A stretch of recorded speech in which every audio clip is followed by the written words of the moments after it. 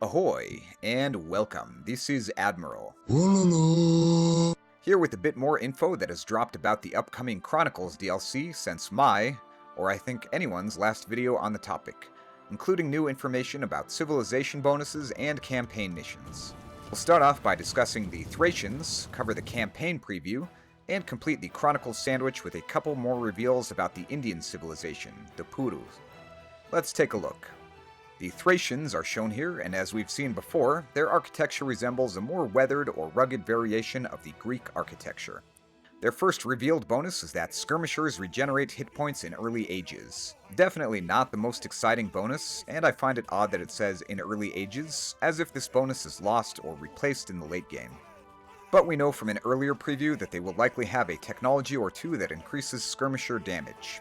It also mentions techs that grant gold from damaging buildings, presumably the Keshik mechanic for buildings, and defeating enemies, probably the Chieftain's gold mechanic for killing units. Since it says techs in the plural, I'm guessing that these are two separate technologies, and might be mutually exclusive in Chronicles fashion. This is getting out of hand. Now there are two of them. We also have the role of the Rumphaya warriors, these infantry here, revealed as anti-cavalry, and they're said to be fast-moving as well.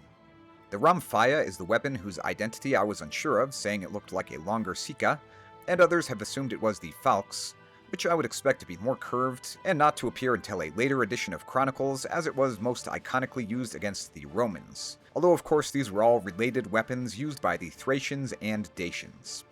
Moving on to the campaign preview, as expected it will be mostly focusing on the life of Alexander from his own battle for Greece, to many encounters with the Achaemenids, to his last battle in Punjab. We will watch your career with great interest.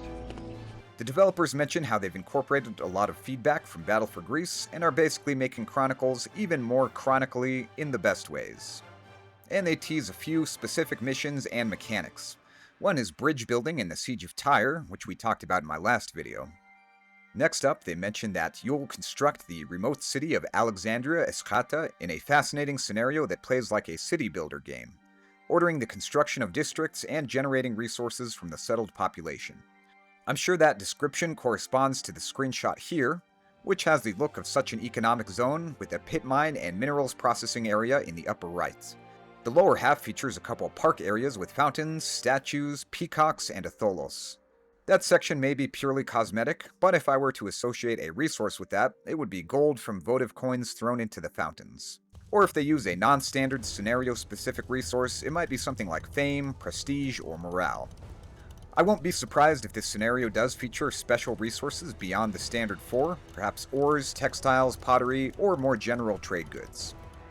This area is particularly interesting, but I'm not sure whether the villager is intended to be building the structure or salvaging stone from ruins.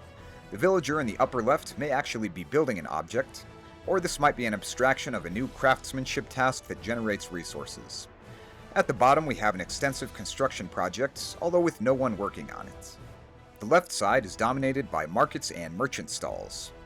Perhaps you assign villagers or merchants to certain workshops or stalls to generate a certain type of resource, or perhaps the merchants merely generate resources passively for as long as you can protect them. I like the new bench graphics and especially the new cranes. There might even be a mechanic whereby goods are brought to the dock, then loaded on ships for trade. But that's quite a reach, and I expect that that part is purely cosmetic. But if ever there was a place to test such craziness, it would be here. Hear me out. Hear me out.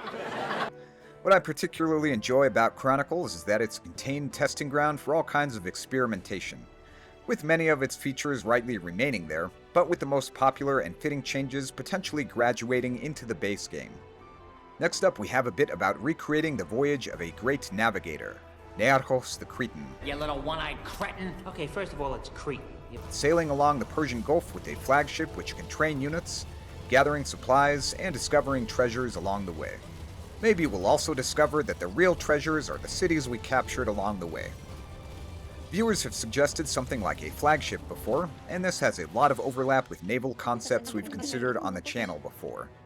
I expect that the flagship will also function as a drop site for resources, and it's sure that the glowing treasure chests can be collected, and likely that something can be salvaged from the ruins, on top of the anticipated combat at sea and coastal towns. Builder ships that can create seawalls and towers in shallow water are also a possibility. Pure hypothetical mode here, but if I were to consider other features for a naval exploration scenario, they could include whirlpools, reefs, currents or trade winds, tides, autonomous fishing, wreck salvage, lighthouses, and weather including rain and lightning storms. Features that may be overkill for the base game, but that would be right at home in Chronicles, another new game mode, or new maps. We've talked about some of these before, and we'll talk about the rest whether or not they appear in Chronicles. In any event, the journey of Narcos and his fleet was eventful, and should provide lots of inspiration for an awesome aquatic adventure.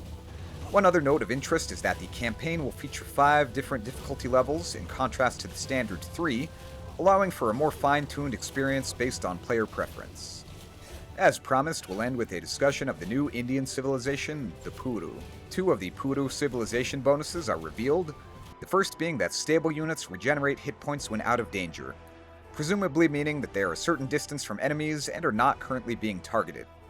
To me, this is one of the most sensible possible implementations of regeneration that is strangely not yet used in the base game. Whereas the peculiar vampirism of Ordo Cavalry is, that is, regaining health only while attacking.